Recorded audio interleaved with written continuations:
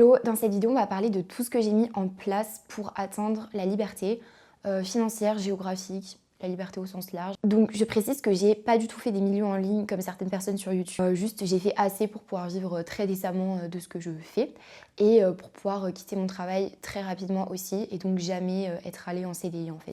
Je précise aussi qu'on a tous notre définition de la liberté et que pour moi le salariat c'est pas du tout une prison. Juste pour moi c'était pas du tout approprié et c'était pas du tout la définition de la liberté. Du coup pour vous donner un peu plus de contexte, je viens d'avoir 24 ans et en fait il m'a fallu 1 an de travail à peu près, un tout petit peu plus, pour atteindre du coup ce que j'appelle vraiment la liberté dans le sens mental, financière et géographique. Donc déjà la stabilité de se dire que tout va pas s'effondrer du jour au lendemain. Et aussi quelque chose d'assez régulier et d'assez on va dire répétitif pour pouvoir organiser son quotidien, ses voyages comme on le souhaite. Du coup j'ai été freelance pendant 1 an, donc à tout faire seule sans déléguer. Et là je fête mes 6 mois de mode agence. La première chose que j'ai mis en place et que j'ai fait très rapidement, ça a été investir sur moi. En fait, j'ai toujours eu l'impression d'avoir perdu du temps, d'être en retard par rapport aux autres. J'entends, il y a des gens qui commencent l'entrepreneuriat très jeunes et du coup, ça met un peu la pression. Du coup, j'ai vraiment investi très rapidement dans des coachs, des masterminds, des personnes qui savaient exactement ce qu'elles faisaient pour aller plus vite. Du coup, la première année, on était bien sur du 20% de réinvestissement dans des coachs, des mentors, des formations. Je cherchais pas particulièrement le profit. Je cherchais quand même à pouvoir vivre de mon activité, mais ce que je cherchais, c'était le volume de vente pour me faire connaître rapidement et aussi la visibilité, donc surtout en ligne. Ce que j'ai fait aussi, c'est que j'ai fait un focus à 10 000% sur LinkedIn. J'ai pas du tout cherché à être sur d'autres réseaux sociaux. Je me formais rapidement sur YouTube, Instagram pour un peu savoir de quoi il s'agissait. Mais j'avais vraiment fait un focus sur le réseau LinkedIn parce que pour moi, c'était là où c'était le plus simple d'avoir des résultats rapidement. J'ai aussi énormément focus sur le marketing de mon produit et j'ai pas du tout écouté les personnes qui me disaient que tout allait s'effondrer dans 1 an, que c'était un produit éphémère qui n'avait pas à avoir une énorme demande par la suite avec l'arrivée de l'IA, etc. Du coup, ce qui a été vraiment primordial la première année, c'était de rester solide sur ses appuis, donc tant en termes de mental, pour garder confiance en soi et continuer à vendre la même chose surtout en continu et pas changer de produit tous les 4 matins parce que c'est vraiment la pire erreur à faire surtout sur un réseau B2B comme LinkedIn. Et mon dernier conseil qui est super bateau, mais je vais quand même le dire, c'est de vous écouter parce qu'il y a plein de personnes qui peuvent vous donner des conseils, qui ont des très bons conseils d'ailleurs en ligne, mais il n'y a personne qui connaît mieux votre cible, mieux votre produit, mieux votre persona que vous en fait. Et il faut aussi se faire confiance et écouter son intuition. La deuxième catégorie de conseils que je peux donner, c'est sur tout ce qui est entourage, mentorat, formation en ligne, donc contenu qu'on peut consommer pour avancer en tant qu'entrepreneur. Ce que j'ai fait, c'est que j'ai carrément arrêté de consommer du contenu business, donc des vidéos YouTube, des vidéos trop généralistes en fait. Je trouvais que ça ne me correspondait pas du tout et que j'en tirais rien du tout.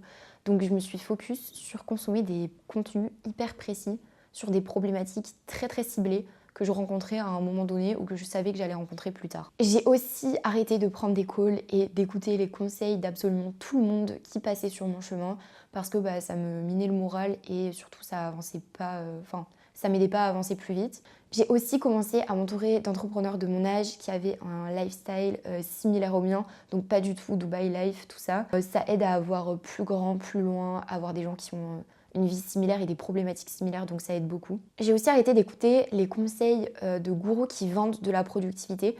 Donc sur YouTube particulièrement, il y a beaucoup de personnes qui vont avoir un produit, une formation ou autre à vendre suite à une vidéo spécifique. Et j'ai arrêté de regarder ces contenus parce que en fait ça m'avançait pas et ça me faisait me sentir plus mal qu'autre chose. Alors qu'au final, ces personnes, elles ont un produit à vous vendre à la fin.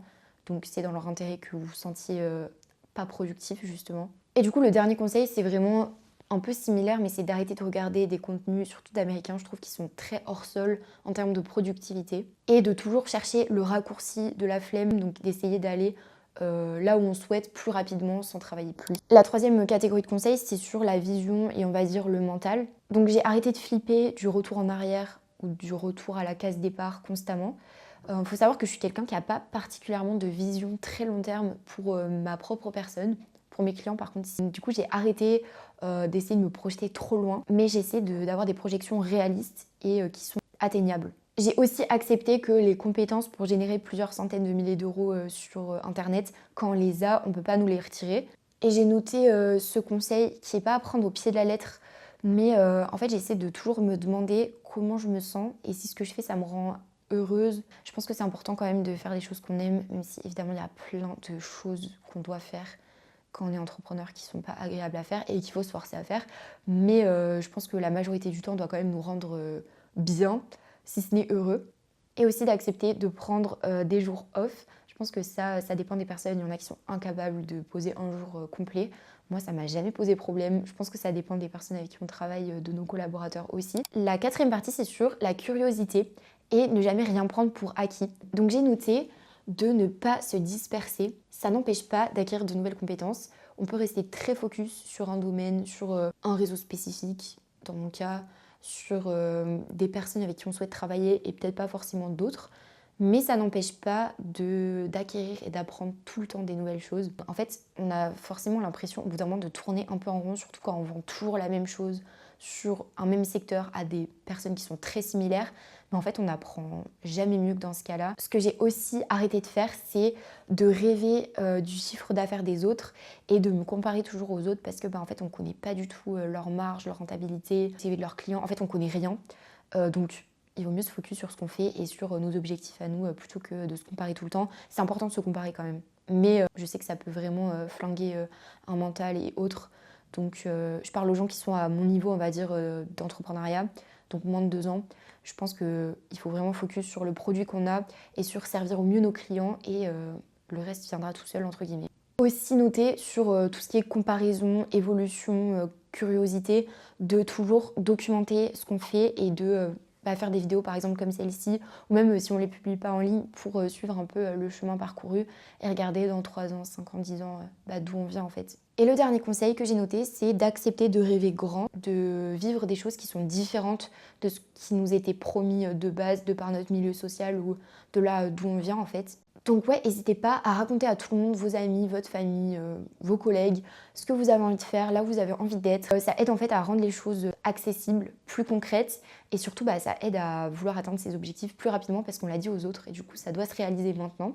Moi je sais qu'avant de quitter mon taf, je disais à tous mes amis que je voulais monter ma boîte, que c'était trop mon rêve, que j'avais un projet sans rentrer dans les détails, mais c'était vraiment les grandes lignes et ça m'a vraiment aidé à rendre les choses réelles, on va dire. J'espère que les conseils vous ont aidé. Si ça vous a plu, vous souhaitez des thématiques en particulier, n'hésitez pas à me dire dans les commentaires et on se retrouve sur LinkedIn du coup.